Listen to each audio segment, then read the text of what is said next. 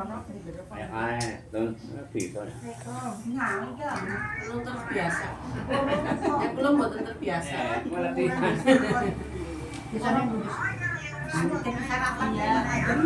Iya, Bu Yati, ya. Oh iya, belum. Ya kok barunya kalau ya. Ya. Yang mau kabar ya? Iya. Ya, ya weh. Yo. Assalamualaikum warahmatullahi wabarakatuh. Waalaikumsalam. Alhamdulillahilladzi arsala rasulahu bil huda wa dinil haq liyudhhirahu 'ala dini kulli walau karihal musyrikun. Asyhadu an la ilaha illallah wahdahu la syarikalah wa asyhadu anna Muhammadan abduhu wa rasuluh. Allahumma sholli wa sallim ala nabiyyina Muhammadin wa ala alihi wa ashabi ajmain amma ba'd. Yang pertama-tama mari kita panjatkan rasa syukur kita hadirat Allah Subhanahu wa taala yang telah banyak memberikan nikmatnya kepada kita sekalian sehingga sampai pada siang hari ini Allah masih mempertemukan kita. Mudah-mudahan dalam keadaan sehat walafiat, tiada kurang suatu apapun. Kepada sesepuh bini sepuh dari Bapak Hadi Sumiyo beserta keluarga, juga Mas Pak Joyo sekeluarga juga, dan semuanya sajalah keluarga kita yang mudah-mudahan senantiasa dirahmati oleh Allah Subhanahu wa taala. Harapan kita pertemuan ini adalah pertemuan yang diridhoi oleh Allah Subhanahu wa taala, sehingga benar-benar pertemuan yang membawa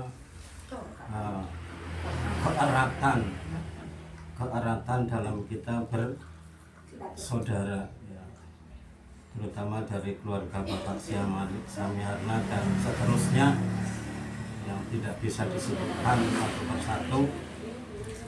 Yang intinya adalah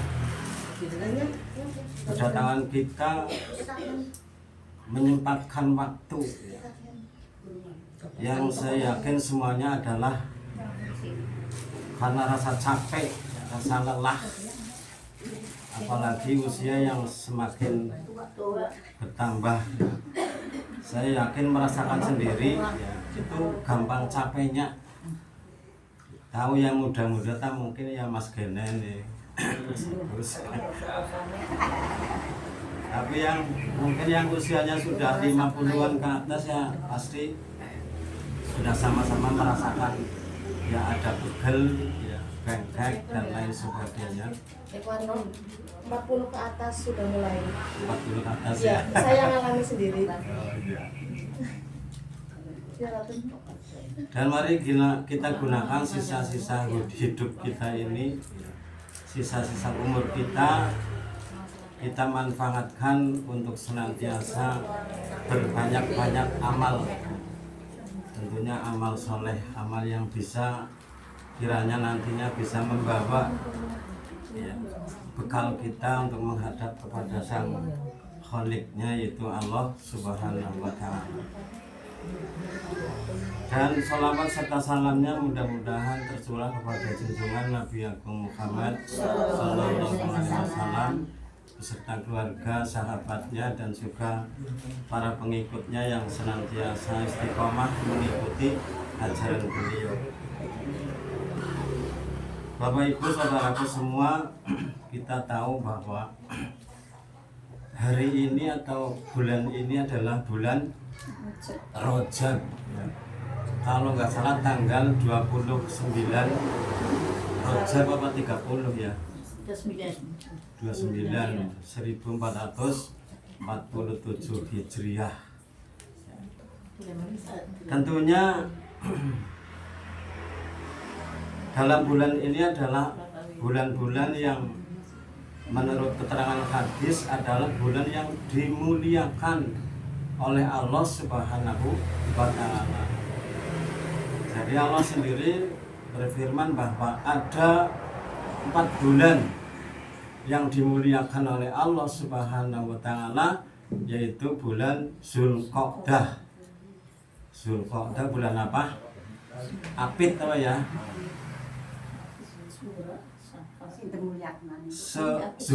Zulhijjah, syaratnya Zulhijjah apa? Cara Jawane. Zulhijjah kan haji, bulan haji. Ya. Itu bulan yang dimuliakan oleh Allah. Zulqa'dah, Zulhijjah, kemudian Muharram. Apit ya betul ya, Apit ya. Apit terusan Zulhijjah. Ya. Marah gampangnya ya sasi Apit. Kalau istilah agama ya Zulqa'dah. Zulqa'dah itu Apit. Kemudian Zulhijjah, kemudian Muharram. Itu yang bulan-bulan dimuliakan oleh Allah. Ketambahan 1 yaitu bulan Rajab. Ini bulan-bulan yang dimuliakan oleh Allah Subhanahu wa Ta'ala. Walaupun semua bulan juga apik, tapi ada yang lebih ya utama lagi adalah bulan Zulqa'dah, Zulhijjah, kemudian Muharram, kemudian Rajab. Kenapa kok dimuliakan oleh Allah? Ya karena di dalamnya jelas ada kelebihan-kelebihan, kejadian-kejadian yang terjadi pada bulan itu, terutama bulan Rajab. Kita tahu sendiri kemarin tanggal 27 Rajab kita umat Islam banyak yang memperingatinya sebagai hari besar Islam, yaitu Isra Mi'raj. Itu kan ya bulan-bulan yang keutamaan ada di dalamnya, yaitu Isra Mi'raj Nabi Muhammad SAW. Nah, dalam kisahnya bahwa sebelum Isra itu Nabi memang dalam keadaan yang sedih ya. Sedihnya apa? Sedihnya itu pertama ditinggalkan oleh istrinya yang dicintainya, yaitu Siti Khadijah. Ini kemudian yang kedua adalah pamannya yang setia mendampingi membela perjuangan Nabi Muhammad, yaitu Abu Thalib. Itu 2 sosok manusia yang benar-benar dicintai oleh Rasulullah Sallallahu Alaihi Wasallam.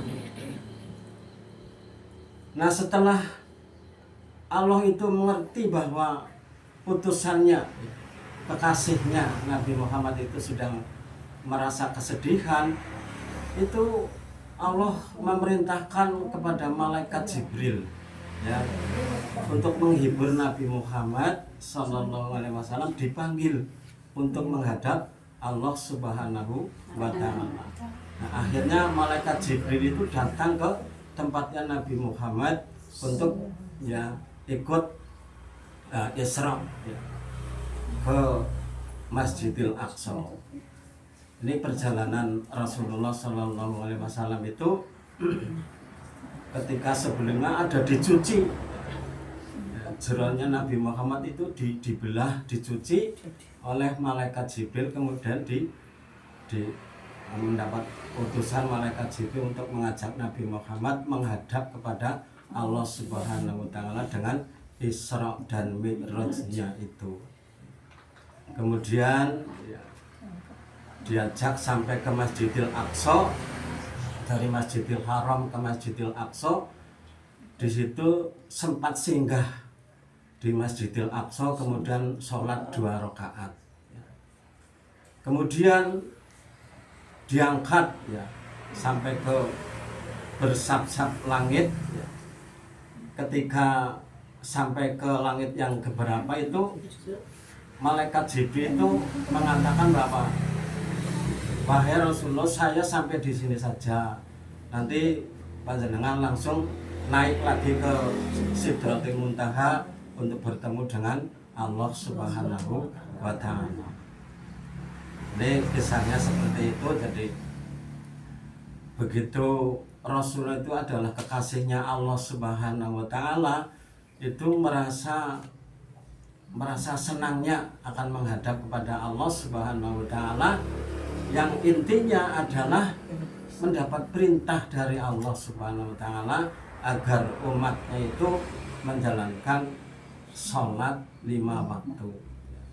Yang tadinya kan ada semacam dialog, mungkin 50 jadi berapa, akhirnya menjadi 5 rakaat. Karena apa? Mungkin kalau tidak 5 rakaat mungkin umatnya jadi 5 waktu. Maaf, kalau sampai 10 waktu apa 15 waktu mungkin keberatan umatnya. Laginya 5 waktu aja pada ada yang bolong-bolong, ada yang lagi seneng sholat, lagi susah ora sholat, angkat duwe rezeki akeh sholat, angkat duwe rezeki sedidik bingung susah ora sholat. Esiana sing begitulah.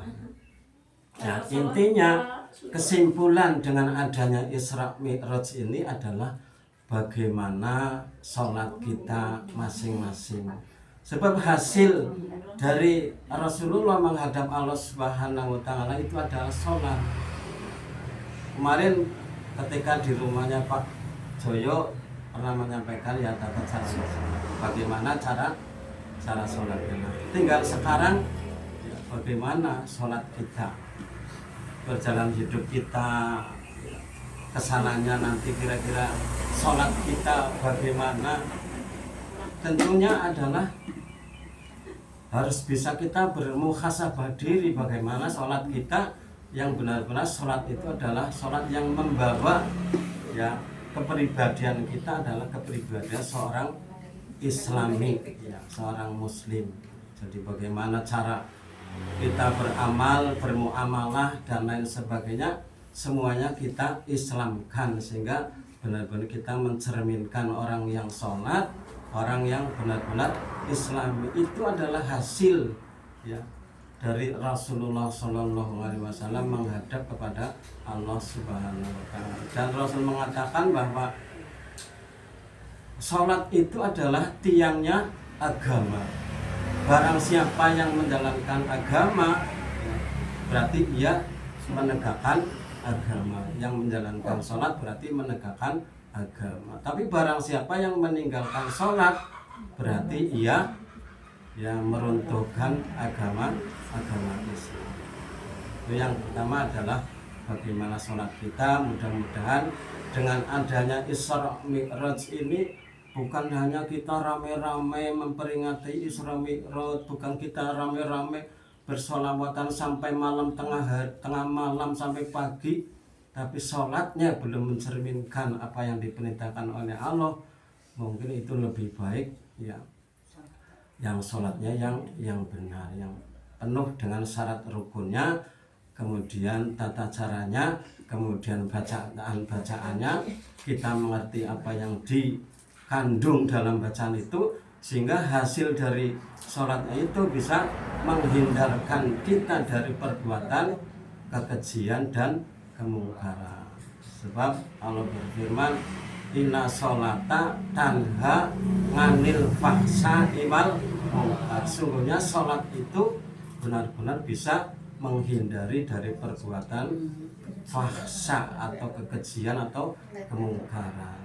Mudah-mudahan saja kita bisa ya dengan Isra Mi'raj ini, mari kita mengoreksi diri kita, apakah sholat kita sudah pas dengan tuntunan Allah dan Rasulnya atau belum, ataukah kita masih bolong-bolong.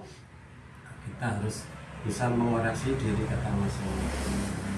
Kemudian ya, Nabi itu juga senantiasa berdoa ya, ketika bulan Rajab ya datang ini, dia berdoa dengan doa yang seperti biasa diucapkan itulah ya, ketika ada apa puji-pujian apa ya? Iya. Ya. Allahumma barik lana fi rojaba wa sa'bana wa balighna Ramadana. Jadi ya Allah, berkahilah bulan Rajab ini dan bulan Sa'ban, dan sampaikanlah aku ya Allah sampai bulan Ramadan. Ini Nabi berdoa seperti itu. Ya Allah, berkahilah bulan Rajab ini, bulan Sa'ban ini, dan sampaikanlah nanti ya pada bulan Ramadan. Allahumma barik lana fi rojaba wa sa'bana wa balighna Ramadana. Ini Nabi biasa mendoa seperti itu. Jadi kita juga mari kita berdoa kepada Allah, mudah-mudahan bulan Rajab dikaruniai keselamatan, kesehatan, ya anaknya putune pada ya sing pada selamat sehat, tekan bulan Sa'ban, bulan Ramadan. Nah, di situ adalah bulan-bulan yang apa, ketika bulan Sa'ban juga kita diperintahkan untuk banyak-banyak berpuasa.